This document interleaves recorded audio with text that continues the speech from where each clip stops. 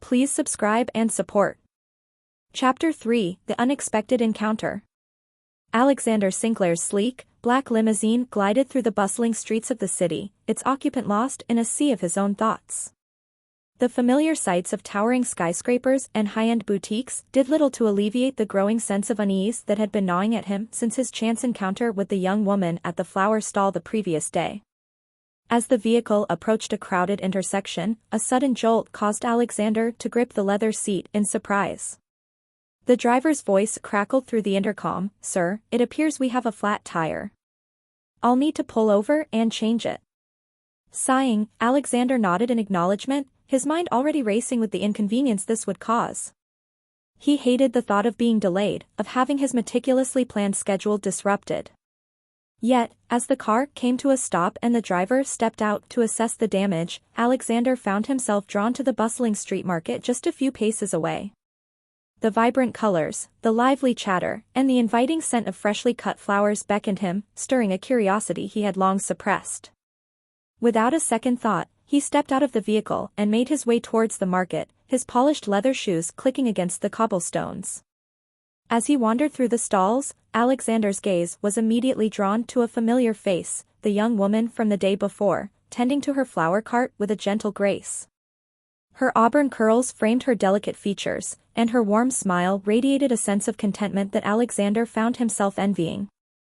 Hesitantly, he approached the stall, his heart racing with a mixture of anticipation and apprehension. "Excuse me," he said, his voice slightly unsteady. "I don't mean to intrude, but I believe we've met before." Clara looked up, her eyes widening in recognition. "Oh, yes. I remember you from yesterday." A hint of a blush crept across her cheeks as she recalled their brief but memorable encounter. "Is everything all right? How can I help you today?" Alexander felt a sudden surge of nervousness, unaccustomed to the sensation of being the one seeking connection. "Well, you see, my car has a flat tire, and I found myself drawn to your stall. I hope you don't mind my intrusion." Clara's smile widened, and she gestured towards the vibrant array of flowers before her. "Not at all.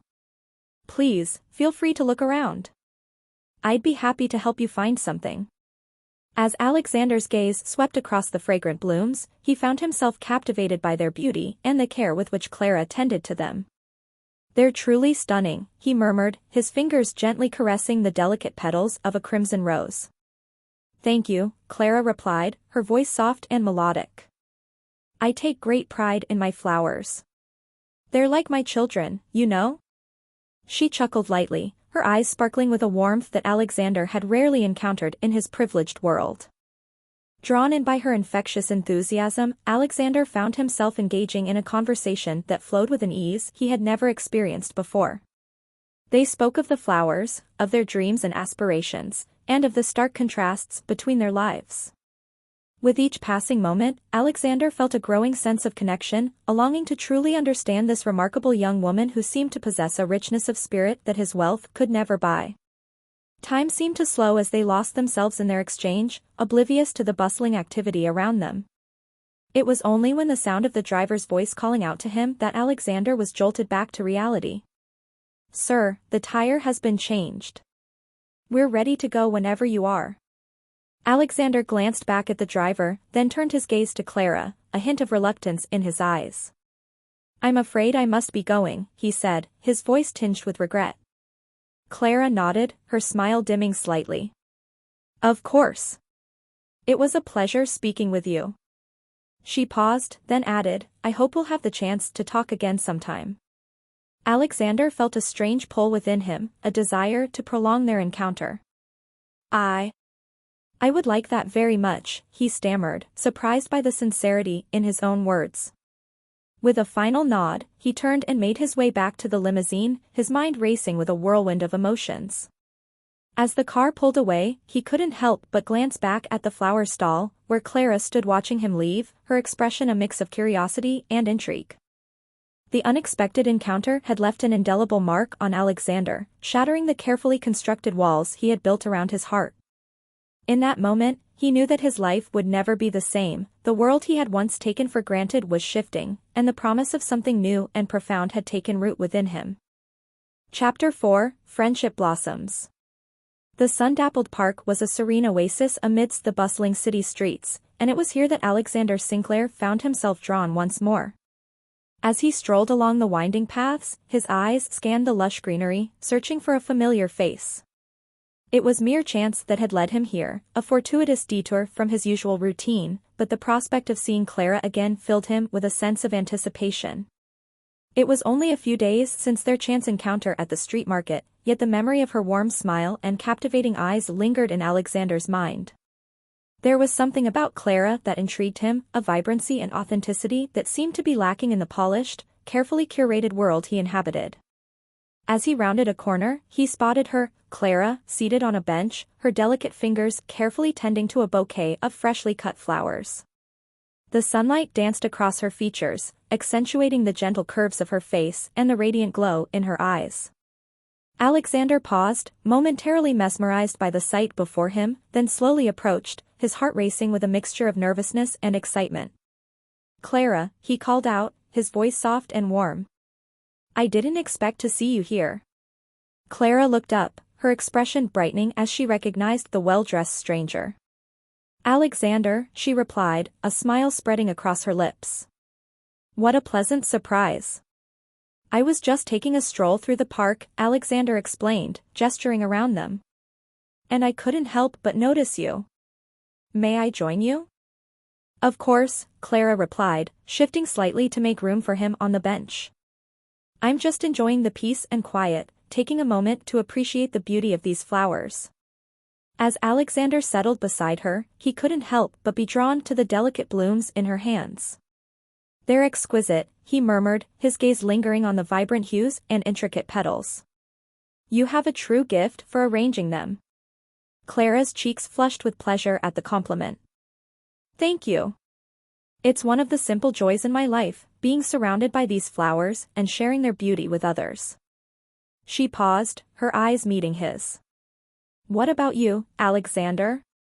What brings you joy in your life?" The question caught him off guard, and for a moment, Alexander found himself at a loss for words. It was a question he had rarely, if ever, been asked, and the realization that he couldn't immediately answer it struck him with a pang of unease. He began, his brow furrowing slightly. "That's a profound question, Clara. I suppose, if I'm being honest, I haven't found the same sense of joy and fulfillment in my life as you have." Clara's expression softened with understanding. "I see. Your world must be very different from mine." "It is," Alexander admitted, his gaze drifting to the distant skyscrapers that pierced the horizon. "I've been raised in a world of wealth and privilege, where success is measured by material possessions and status. But sometimes, I feel as if I'm missing something, a deeper connection, a sense of purpose beyond the trappings of my family's legacy." Clara listened intently, her eyes filled with a genuine curiosity. "And what is it that you're searching for, Alexander?" He turned to face her, his expression earnest. "I'm not entirely sure, to be honest. But when I'm with you, when I see the way you find joy in the simple things, the flowers, the people, the world around you, it makes me wonder if there's more to life than what I've known." Clara's lips curled into a warm smile. "There is, Alexander. There's a world beyond the confines of wealth and status, a world filled with beauty, connection, and purpose. It's not always easy, but it's a life worth living." Alexander felt a stirring within him, a sense of longing for the kind of life Clara described. "Tell me about it," he said, his voice soft and eager. "What is it like, living a simple life like yours?" Clara's eyes lit up, and she began to share stories of her family, her work at the flower stall, and the sense of community she found in the bustling street market. She spoke of the small joys that filled her days, the laughter of her customers, the vibrant colors of the flowers, the quiet moments of solitude she cherished. As she spoke, Alexander found himself captivated, his own world seeming to fade into the background. He listened intently, asking questions, his curiosity insatiable. In Clara's words, he glimpsed a world that felt foreign, yet strangely alluring, a world where happiness was not defined by wealth or status, but by the simple pleasures of life. Time seemed to slow as they sat together, their conversation flowing effortlessly. Alexander marveled at the way Clara's eyes danced with enthusiasm, the way her hands moved gracefully as she spoke. He found himself drawn to her warmth, her authenticity, and the way she seemed to see the beauty in even the most ordinary of things. "It sounds wonderful," he murmured, his gaze locked with hers. "To live a life so full of joy and purpose, surrounded by the people and things you love." Clara nodded, her expression softening. "It's not always easy, but it's a life worth living. And I wouldn't trade it for anything." Alexander felt a pang of wistfulness, a longing for the kind of fulfillment Clara described. "I envy you, Clara. You've found something that I've been searching for my entire life." "Then perhaps you should join me in exploring that world," Clara suggested, her voice gentle. "There's so much more to life than what you've known." Alexander's heart raced at the prospect, but before he could respond, the sound of a ringing phone pierced the air, shattering the tranquil moment. Reluctantly, he pulled the device from his pocket, his expression darkening as he read the caller ID. "I'm sorry, Clara," he said, his voice tinged with regret. "I have to take this.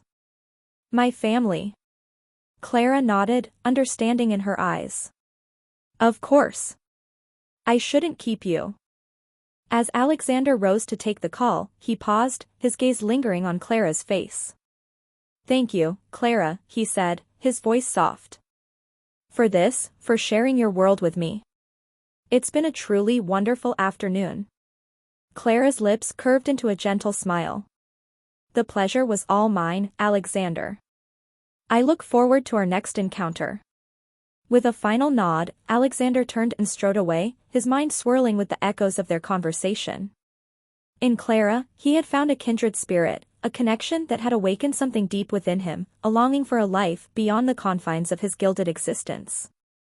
As he answered the call, the weight of his family's expectations once more settled upon his shoulders, but the memory of Clara's radiant smile lingered, a glimmer of hope in the darkness. Thanks for watching. Please subscribe for the last part.